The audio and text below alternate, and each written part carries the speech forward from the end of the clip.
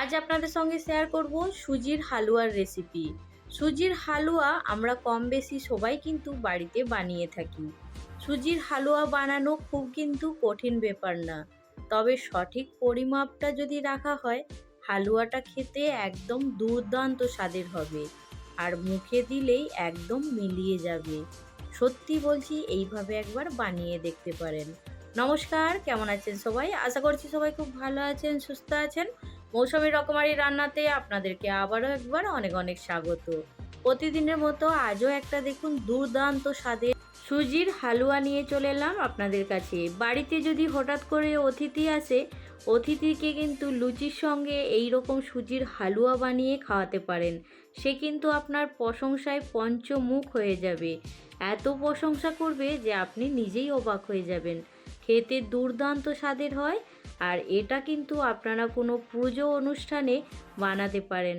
ঠাকুরের ভোগে যদি এইভাবে সুজির রেসিপি বানানো হয় খেতে কিন্তু দুর্দান্ত লাগবে। তো চলুন আজকের রেসিপিটা শুরু করছি। আর যদি ভালো লাগে অবশ্যই একটা লাইক দিয়ে দেবেন। আর এইখানে দেখুন আমি হাতের মধ্যে একটু নিয়ে আপনাদেরকে দেখিয়ে দিচ্ছি কতটা সুন্দর হয়েছে। সত্যি বলছি, নিজে বানিয়েছি সেই জন্য বলছি না, খেতে ভীষণ সুন্দর হয়। আর আপনারাও একবার এইভাবে বানিয়ে দেখতে পারেন। এইখানে আমি একদম যে পাতলা সুজিটা থাকে এই সুজিটাই আমি এইখানে নিয়েছি। তো এইখানে আমি একটা বড় বাটির মেজারমেন্ট হিসেবে নিয়েছি। আর যতটা সুজি নিয়েছি ঠিক সেই রকমই পরিমাণ হিসেবে চিনিটা নিয়েছি দেখুন। আর চিনিটা খুব মোটা দানা আছে বলে একটু কম রেখেছি। আর নাহলে কিন্তু পরিমাণটা একদম সমান সমান রাখতে হবে। আর এইখানে আমি খুব সামান্য পরিমাণে একটু ইয়েলো ফুড কালার নিয়েছি, লিমন ইয়েলো কালারটা নিয়েছি, একটু দুধের সঙ্গে মিশিয়ে নিয়েছি। তাহলে সুজির কালারটা কিন্তু ভীষণ সুন্দর হবে। যদি বাড়িতে কেশর থাকে তাহলে অবশ্যই কেশর দিতে পারেন, তখন আর ফুড কালারটা দিতে হবে না। আর নিয়েছি কিছু ড্রাই ফ্রুট। আর ড্রাই ফ্রুটের মধ্যে নিয়েছি কাজু, আর তার সঙ্গে নিয়েছি কাঠবাদাম, আর নিয়েছি কিশমিশ, আর কিছুটা পরিমাণে নারকেল কোড়ানো নিয়েছি, আর দিয়েছি দুটো এলাচ। এলাচটাকে গুঁড়িয়ে খুব ভালো করে রেখে দেব। যেহেতু সুজিটা বানানো খুব তাড়াতাড়ি হয়ে যায় সেই জন্য সব কিছু কিন্তু খুব ভালো করে আগে গুছিয়ে নিতে হবে। এইখানে দেখুন গ্যাস অন করে আমি একটা কড়া গরম করে নিয়েছি। আর তার মধ্যে হাফ চামচ পরিমাণে ঘি দিয়েছি। ঘি দিয়ে এখন এই ড্রাই ফ্রুটগুলোকে একটু ভেজে নেব। তবে গ্যাসের ফ্লেমটা লো টু মিডিয়ামে আছে। দিয়ে এখন এই ড্রাই ফ্রুটটা একটু ভেজে নেওয়ার পরে তারপরে নামিয়ে নেব। তো এইখানে দেখুন বন্ধুরা, আমার ড্রাই ফ্রুটটা সুন্দর ভাজা হয়ে গেছে। আর খুব বেশি লাল করব না, তাহলে একদম কালো কালো লাগবে, দেখতে ভালো লাগবে না। তো আমি এখন ড্রাই ফ্রুটটাকে নামিয়ে নিয়েছি। তারপরে এই কড়ার মধ্যে এখন দিয়ে দেব 3 চামচ ঘি। গাওয়া ঘি নিয়েছি। তবে সুজি যদি ঘি দিয়ে বানানো হয় খেতে কিন্তু বেশি ভালো লাগবে। এইখানে ঘিটা গরম হয়ে গেছে আর গ্যাসের ফ্লেমটা কিন্তু এখন লো টু মিডিয়ামে আছে। তবে কোনো রকমভাবে হাই ফ্লেমে দেয়া যাবে না। আর এইখানে সুজিটাকে একটু ভেজে নেব। তবে একদম কিন্তু লাল করে ভাজা যাবে না, সুজিটা একটু দেখে ভেজে নিতে হবে। তো এইখানে দেখুন বন্ধুরা, সুজিটা কিন্তু আমার ভাজা হয়ে গেছে। কিছুক্ষণ নাড়াচাড়া করার পরেই দেখবেন সুজির মধ্যে কালারটা একদম চেঞ্জ হয়ে যাবে আর সুন্দর একটা কালার চলে আসবে। তো এইখানে দেখে বুঝতেই পারছেন সুজিটা কিন্তু একদম ঝুরঝুরে হয়ে গেছে।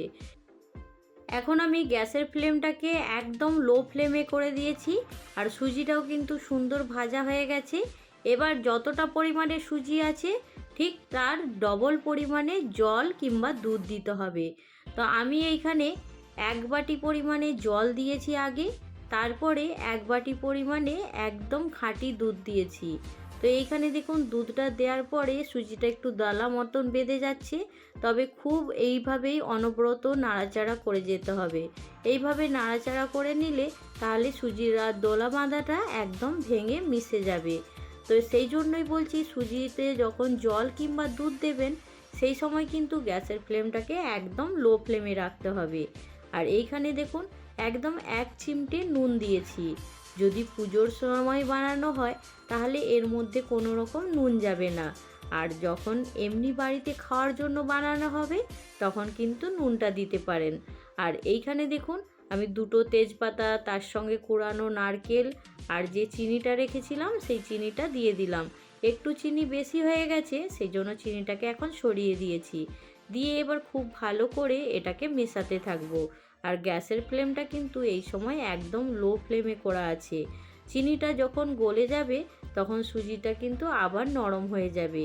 তো এইখানে দেখুন আমি খুব আস্তে আস্তে এটাকে এখন মিশাতে থাকবো। গরম যত হবে চিনিটা গলে যাবে আর সুজিটাও কিন্তু সুন্দর নরম হয়ে যাবে। এবার এইখানে আমি দিয়ে দেব যে এলাচটাকে দেখিয়েছিলাম, সেটাকে সুন্দর করে অল্প একটু চিনি দিয়ে গুঁড়িয়ে রেখেছিলাম।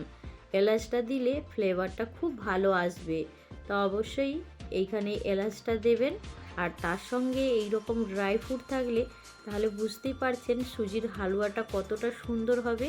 আর নারকেলটা অবশ্যই অপশনাল, কিন্তু দিলে খেতে কিন্তু ভীষণ ভালো লাগে। এখন তো এত ড্রাই ফ্রুট দিয়ে সুজি বানানো হয়, আগেকার দিনে মা ঠাকুমারা কিন্তু এই নারকেল কুড়ো দিয়েই সুজি বানাতো। খেতে কিন্তু ভীষণ স্বাদ হতো, খেতেও ভালো লাগতো, আর যে কেউ খেলে কিন্তু প্রশংসা করতো। এখানে দেখুন খুব ভালো করে গ্যাসের ফ্লেমটা একদম লো ফ্লেমে রেখে একটু নাড়াচাড়া করে খুব ভালো করে সব কিছু মিশিয়ে নিয়েছি। আর সুজিটা কিন্তু একদম আমার রেডি হয়ে গেছে। আর সুজি বানাতে তো আপনারাও জানেন খুব বেশি সময় লাগে না। তো এইখানে এবার এর মধ্যে আমি 1 থেকে 1.5 চামচের মতো আবারও ঘি দিয়ে দেব। এই শেষের দিকে যদি আবার একটু ঘি দেওয়া হয় তাহলে সুজির স্বাদটা কিন্তু অনেকটাই বেড়ে যাবে। তো আমার এইখানে সুজিটা একদম হয়ে গেছে। এবার এর মধ্যে অল্প পরিমাণে ঘিটা এখন মিশিয়ে দেব। এই ঘিটা দেওয়ার সঙ্গে সঙ্গেই সুজিটাকে নামিয়ে নেব। আর খুব বেশি নাড়াচাড়া করব না, তাহলে ঘিয়ের ফ্লেভারটা আবার বেশি নাড়াচাড়া করলে চলে যাবে। তো এইখানে কিন্তু আমার সুজি একদম রেডি হয়ে গেছে। তো আজকের এই সাধারণ সিম্পল রেসিপিটা আপনাদের কেমন লাগলো জানাতে কিন্তু একদম ভুলবেন না। বাড়িতে যখন পুজো অর্চনা হবে তখন কিন্তু এইভাবে সুজি বানিয়ে দেখতে পারেন। তবে একদম পাতলা সুজিটা নিলে বেশি ভালো লাগবে। আর যদি মোটা সুজিটা নিতে চান সেটা দিয়েও বানাতে পারেন, এই সুজিটা বেশি খেতে ভালো লাগে। তো এইখানে আমার কিন্তু সুজির হালুয়া একদম রেডি হয়ে গেছে। এখন প্লেটের মধ্যে তুলে নিচ্ছি। তো আজকের রেসিপি আপনাদের কেমন লাগলো জানাতে কিন্তু একদম ভুলবেন না। ভালো লাগলে অবশ্যই একটা লাইক দিয়ে দেবেন। আজকে যারা প্রথম আমার চ্যানেলে ভিজিট করছেন, আপনাদেরকে যদি এই রেসিপির কোনো অংশ ভালো লাগে অবশ্যই আমার চ্যানেলটা সাবস্ক্রাইব করে পাশে থাকবেন। তো আজকের রেসিপি কেমন হয়েছে অবশ্যই জানাবেন। আজকের রেসিপি এখানেই শেষ করছি। পরবর্তী রেসিপি নিয়ে খুব তাড়াতাড়ি আরও একটা নতুন ভিডিওর সঙ্গে দেখা হবে। সবাই ভালো থাকবেন, সুস্থ থাকবেন, বাই।